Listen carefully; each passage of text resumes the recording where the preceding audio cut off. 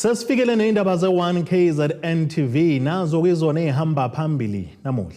Abakwasidlodlo basebenza kanzima ngaphezulu kweinkinga. Kuvuka kabusha weyishoshovu zencindezelo. Kanti owesilisa kwelokubulala intombi ingasamthandi. Sanemukeleni nabendlovu enamandla kwindaba zethu ze-1 KZN TV zifunde uphilano kaCebekhulu. Sanibonani. Ukhomishana wamaphoyisa KwaZulu-Natal uNhlanhla Mkhwanazi ubambe isithangami nabezindaba ngenhloso yokudingida kabanzi ngokusebenza kwamaphoyisa. Okunye okuvele kulasi sithangami umbiko ngamacala abucayi izingqinamba ezibhekene nabakwasidlodlo kanjalo ke nokunye. Walile ukuphawula ngodaba oluthinta uphenyo lwabenhlangano ephenya ngokusebenza kwamaphoyisa kuleli ngodaba lokuphenywa kwakhe umkhuzi wamaphoyisa KwaZulu-Natal. Umkhwanazi ubekhuluma esithangami indaba ezindaba ukwethula umbiko wokusebenza kwamaphoyisa nalapho ke eveze khona ukuthi lo mbutho kawukafiki lapho kufanele ufinyelele khona. Mangabe samaphoyisa sibona ubugebengu behla ukusebenza kwethu uhulumeni ekujabulela kodwa umphakathi ungagculisekile okushutha asikaphumeleli samaphoyisa. Kumele ke sixhumane nomphakathi ukuze sibone uma ngabe sebefika laba abaphenya abazohlola ukuthi umphakathi ugculiseke kanjani bathola ukuthi wenelisekile umphakathi okusebenza kwethu amaphoyisa. Uma sathola lezi zinto zontathu kusijabulisa ke samaphoyisa. Izibalo zobugebengu obahlukene zisaqhubeka nokukhuphuka kule minyaka emihlanu. Ukungabibikho kwamajele enele kuchazwe njengezinye zezinto ezibuyisela emumva ukusebenza kwamaphoyisa. Kanti umkhwanazi uveze ukukhathazeka ngesibalo sabantu ababulawa izigebengu. 4,278 people were killed in this province. 4,278 in 9 months. And only 105 criminals died. So which means criminals are at war with the citizens.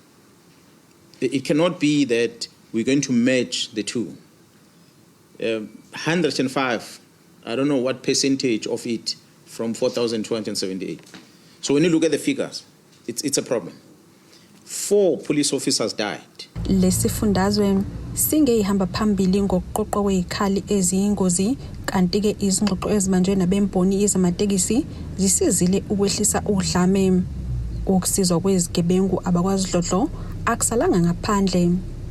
Obunye bobugebengu esibhekile la umtshontshwa kwamatruck. Amatruck siyazi ukuthi ahambisa impahla. Ikakhulukazi njoba icheba lethu leli eThekwini linama container amaningi afikayo la. Ngoba iSouth Africa kakhulukazi impahla zithenga ngaphandle kwaSouth Africa siletha la ayiningi ephumayo.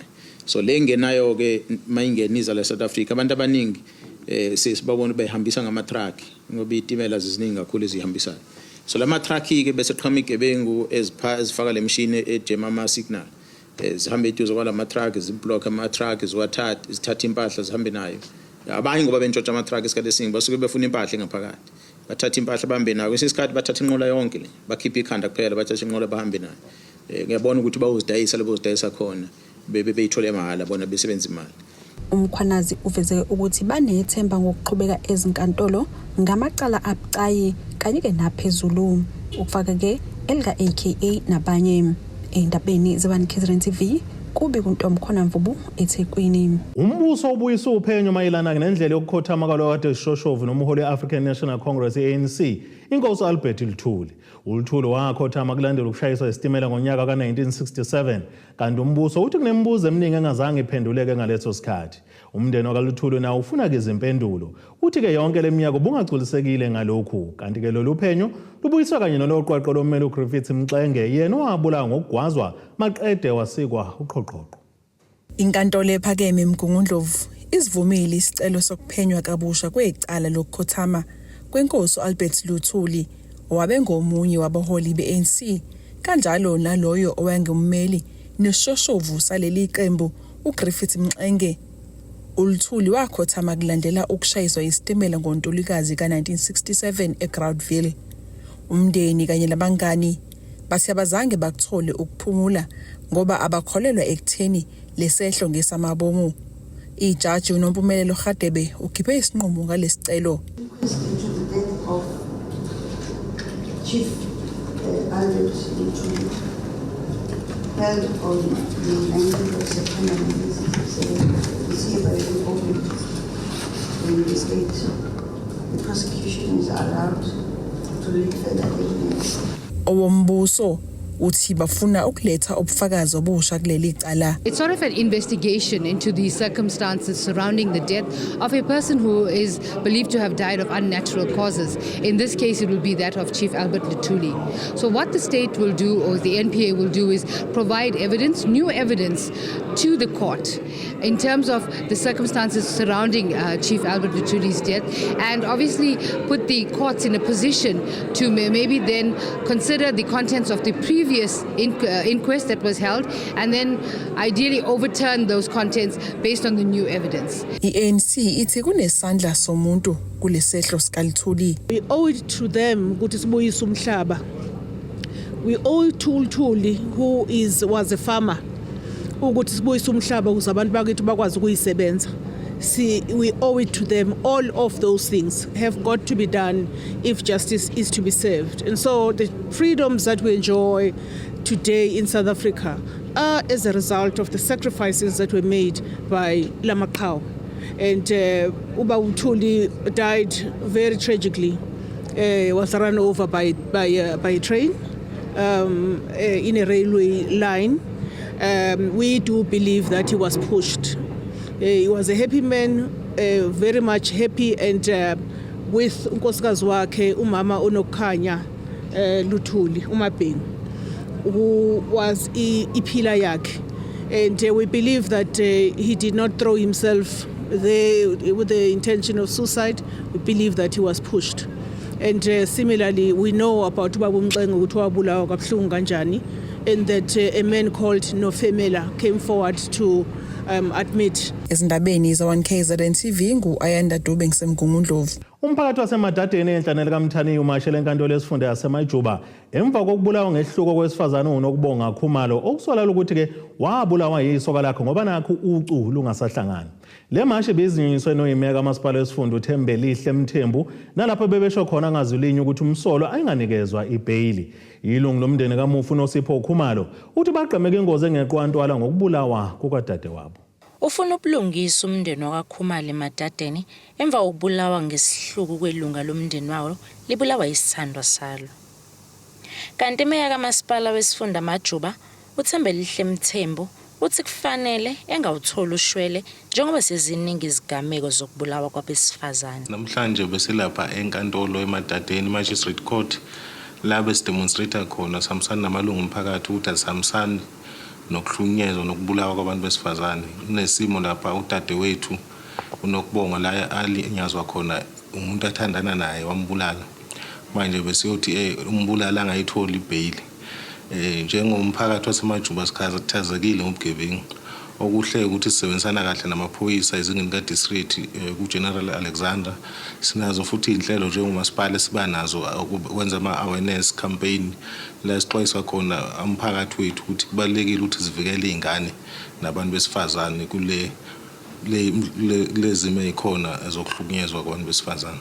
Usihlalo we-CPF eMajuba uKhalipha Hlatshwayo uthi siyinsakavukela umchilo wesidwaba leyo kubulawa kanye nokuhlukunyezwa kwabantu besifazane. Siyakwenza konke kodwa sibuka ukuthi abantu besilisa bafuna ukwaliwa because igama eziningi umuntu usuke ethi waliwe mhlambe bafike basithande kakhulu angazi noma baba nomona kakhulu kodwa kukhona lapho kulimele khona kodwa siyathembisa umphakathi waZulu Natal uwonke kungasi ukuthi mhlambe sikhulumeni Majuba kuphela sizozama sizoyilwa soyinqoba yona siyathembisa kakhulu ngoba asifuni ngomphakathi sithi phansi kokubulawa kwabantu besifazane sithi nje phansi ngempela silimele abantu besilisa siyakhala siyazithoba kini ukuthi nanoma ebuphi ubhlungu enibuzwayo noma ubuphi ubhlungu esinenze bona sesiyacela manje singabantu besifazane sithi khuma sicela nehlisa umoya sicela ningasibulali sicela nisiyeke siphile kunekusasa elisuke lesasimele sizimbokodo zakusasa. Kanti elinye ilunga le-CPF emphakathini uZanele Mpungose uthi sekufanele abantu besilisa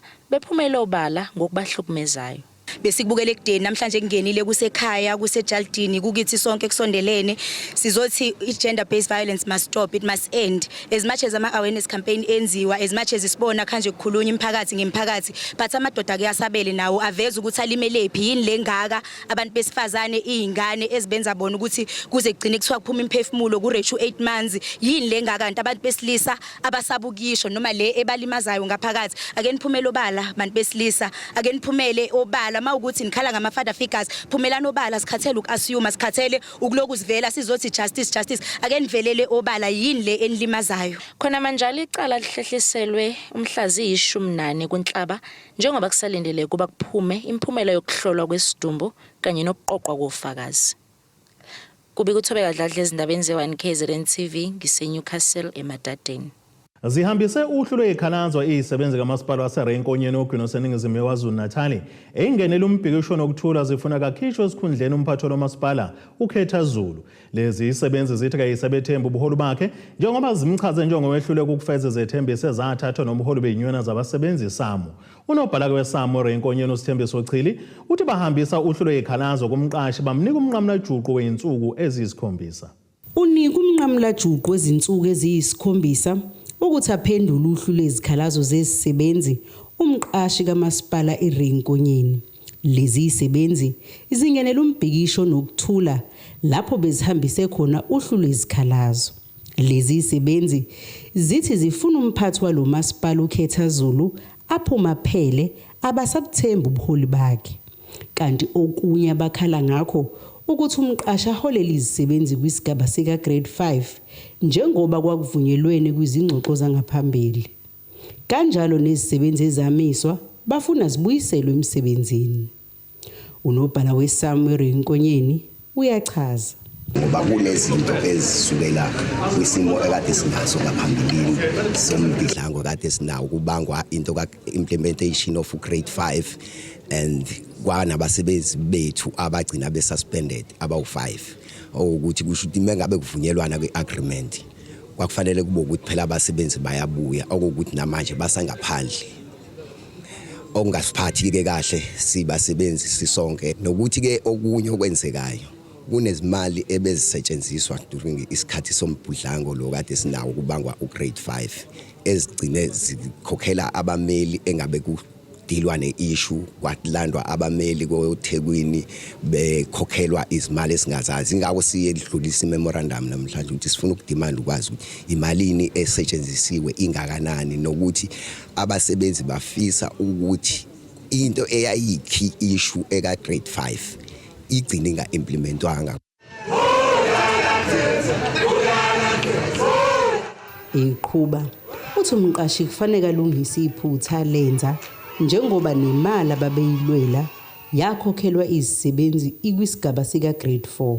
Njengamanje njengoba sithula imemorandum nje bacompensatiwe but bacompensatewa ngaphandle gist of the matter ukuthi kwaku grade 5 esasixabana ngawo nomqashi wethu kunamanje ukakade implement ingakho sihlalile sathi sihlangana nabasebenzi ukuze sikwazi ukuthi simphinde simnikeze umqashi ukuthi akalungise iphutha alaziyo ngoba kumanje imali abacompensatwe ngayo bacompensatwe ku grade 4 whereas ukuthi sasilwela u grade 5 naye over the table and we've reached the agreement but it was not implemented. Uthi umqashi uthembisile ukuphendula emva kwezinsuku eziyisikhombisa kanti abakufisayo ukuxazululeka kwezinkinga zabo baqhubeke nomsebenzi. Abatheke abasithembisile ukuthi in 7 days bazokwazi ukuthi ba respond kuma issues kade siwasubmit. We believe we leadership ukuthi ingasinikeza into ephathekayo njengoba ifundelwe memorandum lapha ibi positive okuthi kusho ukuthi mengase ithathe ngalendlela esisubmit ngayo ingakwazi ukuthi yenze isimo sibuyele esimweni but mengabe ukuthi benza ngendlela enegative kunale besiyibeka which means they are going to open another can of worm of which it's not what abasebenzi they are feeling. They just want to resolve this matter, but implement the grade 5, but solve lama issues and then we go back to work. Lombiko beniwethulelo zamando sicele wezindaba ze1 KZN TV ngisesayidi. Ake sithi shelele itolo nenebesolo siyabuya futhi nezinye izindaba.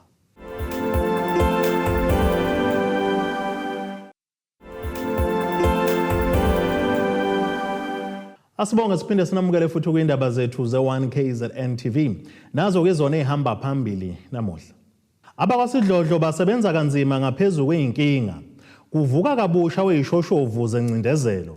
Kanti owesilisa kwelokubulala intombi ingasamthandi. Abafundi basekolisi Majuba TVET eNewcastle enhle nelekamthaniya baphikishele emahhovisi alesi sikhungo namuhla kuleli dolobha bekhala ke ngesikhwama esixhasa abafundi ngemali yokufunda kanye ke nokuphepha kwabo. Labafundi baveza ukuthi indawo abahlala kuzona kazikho esimeni esiphephile, abanye futhi kabayithola imali yoxhaso lokufunda laka NSFAS. Omunye labafundi usanda kahle Khumalo uthi isizathu sokuya emahhovisi ngoba uma ngabe bedlulisela kubuholi bekolisi bashawa indiva. Bakhathazekile abafundi bekolisha Majuba lokhu kuzemva kokuba kunganakwe izimfuno zabo. Usanda kahle Khumalo omunye ngumfundi uthi lokhu kwathinhlo khona abafundi abangakaze belithola uxhaso olu-NSFAS. Sizokhalaza ngedingo nqangi, sikhalaza ngemali ka-NSFAS selokho kwathinhlo kulonyaka esayidini la ka-NCV ayikangeni. Abafundi abanakho ukudla emqashweni, abafundi bafostelekile ukuthi badirejiste ne-well-being yabo isimo senhlala sisihle kahle. Siphinde sikhale ngezindlu la abafundi ebahlala khona engaphansi ka-NSFAS ezingekho esimeni ukuthi singahlala umuntu. Ngisho imkhukhu imbala eyasemakhaya ingcono kunalezi zindlu esihlala kuzo. Simo senhlalo asisihle kahle kanye noma stende bayasikhipha ezindlini zabo ngokuthi wona uNSFAS awubabhadalile. Uqhube ngokuthi njengoba bemashele emahhovisi alesi sikhungo ingoma uma bebeke esikoleni izimpendulo zibi izinhle. Ukuthi bonke abafundi basemajuba asihambiseni ikhalazo zethu eCentral la mhlambe bazosizwa khona ngoba mas report emacampusini ethu asinako. I-management ithi abafundi mabekhalazela idingo zabo kakhulukazi eNewTech la ngiphuma khona bathi bayizilima baphusha ungazi kushiwo omunye we-management yakhona. Manje lokhu okushiya umbuzo ukuthi uthi abafundi abasile kanjani ekubeni befuna idingo zabo noma baphusha ama-political agenda zabo esingawazi. Kodwa nje namhlanje la kubuthena abafundi abanedingo nqangi abayihambisa eCentral nesimo senhlalo necrime ke egcwele lonke lelizwe esingaphansi kwayo kulemqasho. Kanti umhleli wentsha ye-EFF kwisifundazwe KwaZulu-Natal uManqoba Dlamini uthi umsebenzi wabo ukubhekelela abafundi ngaphakathi esikoleni nasemphakathini abahlala kuwo. Futhi we must not only limit our struggle to issues of NSFAS and issues of accommodation. There are many issues which are affecting us as students within the institution, even within the community where we live at, because currently we are here at Ward 5 Newcastle sub-region, a ward which is mostly dominated by students. Students have been subjected to crimes in this community. They've been subjected to many things which I think so part of our responsibility is not only to speak on institutional matters but matters which touch the community, because we believe ukuthi as young people ithina esokhona uqhuba umzabalazo. All people do not have the energy. Kubi kuthobeka Dladla ezindabeni ze1KZN TV ngiseNewcastle. Amalungu omphakathi angabagibeli bamabhasi enkampani kaMthetho Bus Service ehambela kempangeni namaphethelo enyakatho KwaZulu-Natal bathi kabasawadingi lamabhasi alenkampani. Bathi sebeyibekezelele kwanele ihluleka yancama ukwenza umsebenzi wayo kanti bakusho lokhu ngesikhathi kubehambise uhlu lwezikhalazo zabo emahhovisi omnyango wezokuthutha edolobheni laseMpangeni enyakatho nalesifundazwe. Umphakathi ongabagibeli wasakaMthetho awuthutheleke emahhovisi omnyango wezokuthutha eMpangeni ngenxa yokungenami kwawo ngamabhasi enkampani kwaMthetho Bus Service. Lo mphakathi uthi ke awusawadingi lamabhasi ngoba ke ayehluleka ukwenza umsebenzi wawo. Sihlukumezekile, sicela ukuthi uDOT asilekelele asinike enye inkampani ezosisiza bona besalungisa lamabhasi abo bawathelile. Thina sisebenze hapa wakwazi ungena ngaphakathi hapa.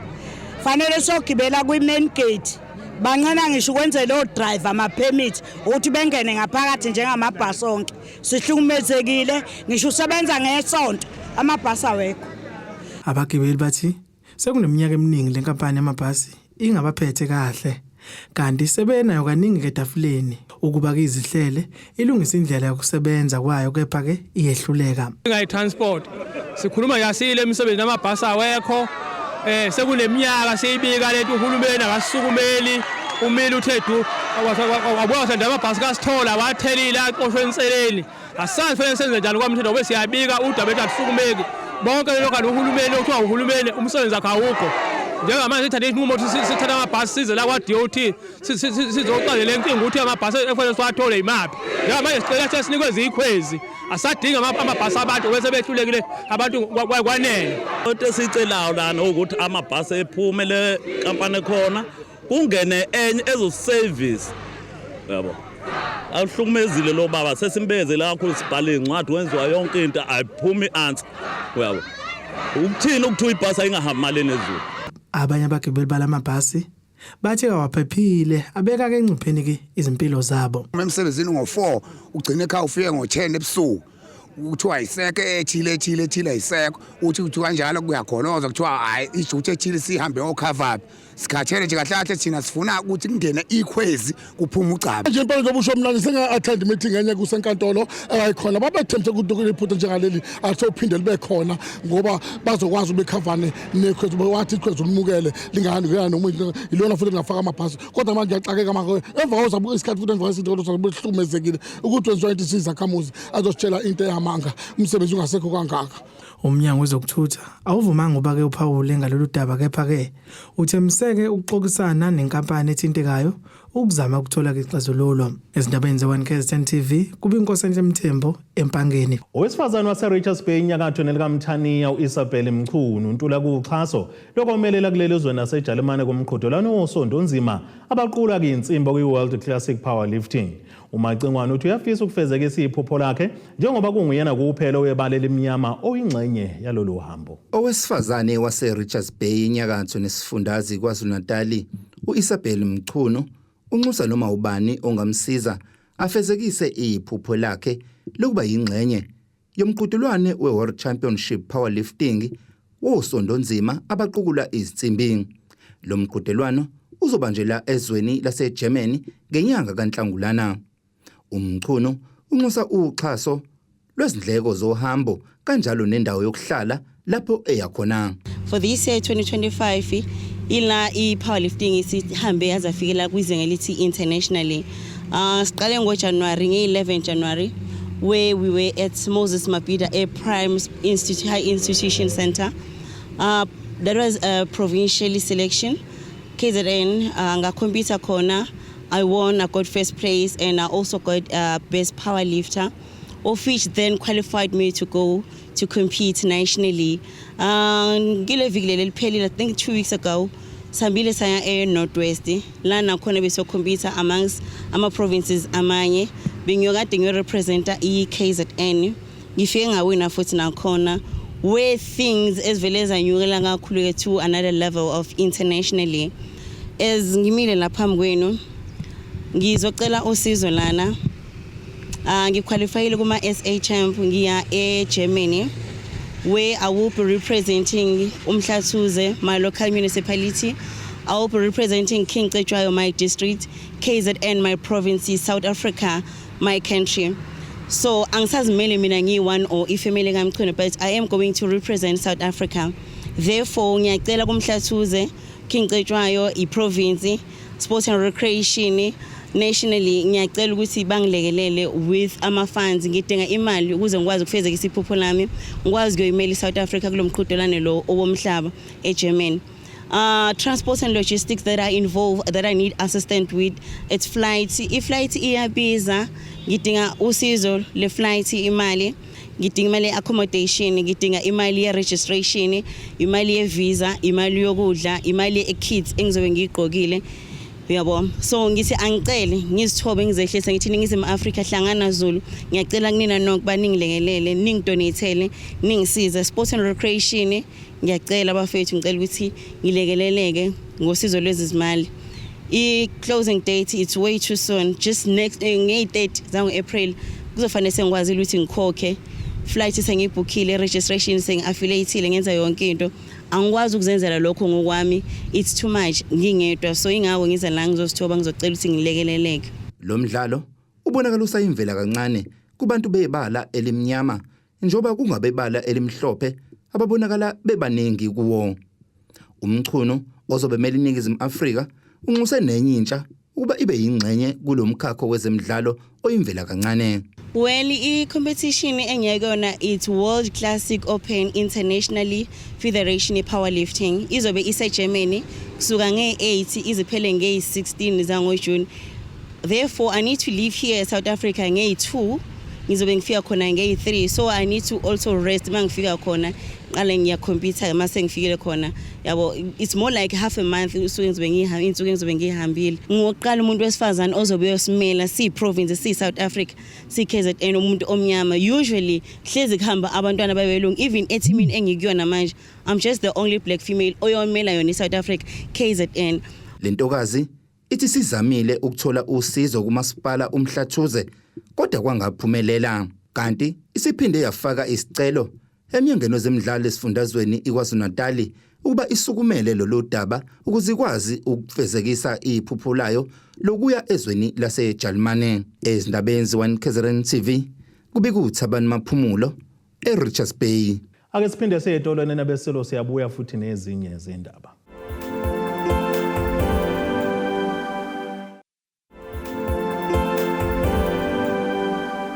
Asibonge siphinde sinamukele futhi kwindaba zethu ze-One KZN TV. Nazo izona ehamba phambili namuhla. Abakwasidlodlo basebenza kanzima ngaphezulu kweinkinga. Kuvuka kabusha weyishoshovu zencindezelo. Kanti owesilisa kwelokubulala intombi ingasamthandi. Ake sibheke engosini yezomnotho. Iranda kuleli ungu-8.94 cents kuyidola laseMelika libe ngu-24.92 cents kupondo yaseBrithani libe ngu-21.56 cents maliqhathaniswa ne-euro yase-Europe. Intengo yegolide yona $3,226.79 cents ounce, kuthi intengo ngokwelo ongahluziwe yona ibe ngu-$64.76 cents umphongolo. Ake sibheke engosini yezemidlalo. Umsubathu wakulelo Akhane Simbini uthi akukho zimanga ngaphandle kokudlala ngokuzimisela okumenza wanqoba kwigolide emjahweni ka-100 meters kwabesilisa kwe-FNB Botswana Grand Prix eGaborone ngempela sonto. Usimbini unqobele umjaho ngo-9 minutes 90 seconds okuyisikhathi esahamba ke phambili emhlabeni kuleli banga kulonyaka. Ushiye kuFerdinand Omanyala waseKenya ongena endaweni yesibili ngo-10 minutes noRegit Siwe Mlenga wakuleli olaleka isithathu ngo-10 minutes 15 seconds. Komunye ka-100 meters wabesilisa kunqobo wakuleli uAbdurrahman Karim ngo-10 minutes 7 seconds walandela nguKarabo Mothiba waseBotswana ngo-10 minutes 25 seconds kanti uKarabo Letebele wakuleli wangena endaweni yesithathu ngo-10 minutes 28 seconds. Ake sibheke nasisimo sezulu esingalindeleka.